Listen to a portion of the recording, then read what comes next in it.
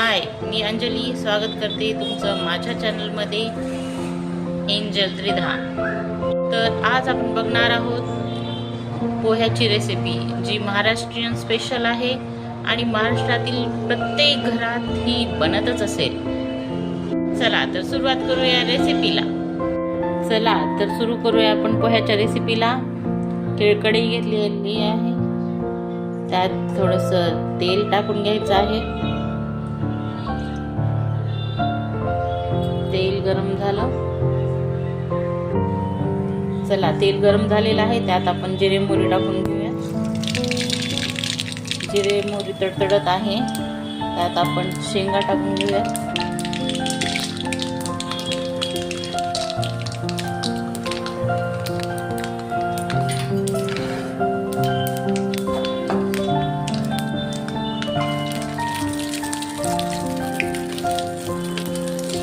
शेंगाला छान असं परतून घ्यायचं आहे, त्याला जरा ब्राउनिश कलर येऊ द्यायची आहे।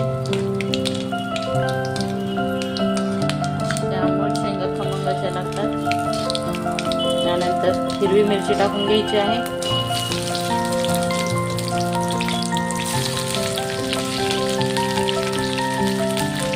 त्यात लगेच कांदाही टाकून घ्यायचा आहे।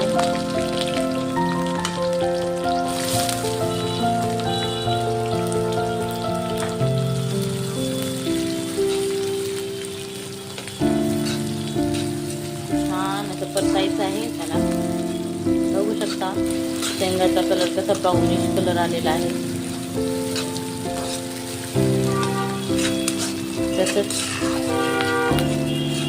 कांद्याला पण छान पिंक कलर येईपर्यंत भाजून घ्यायचं आहे।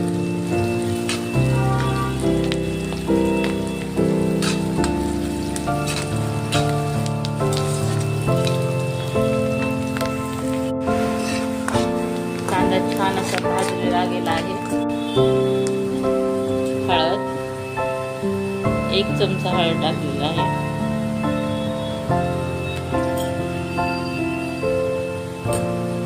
आणि आता आपल्याला पोहे टाकायचे आहेत।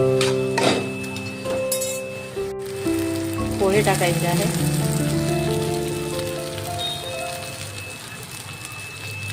थोडंसं मीठ, चवीपुरतं मीठ आणि थोडीशी साखर परतून घ्यायचं आहे।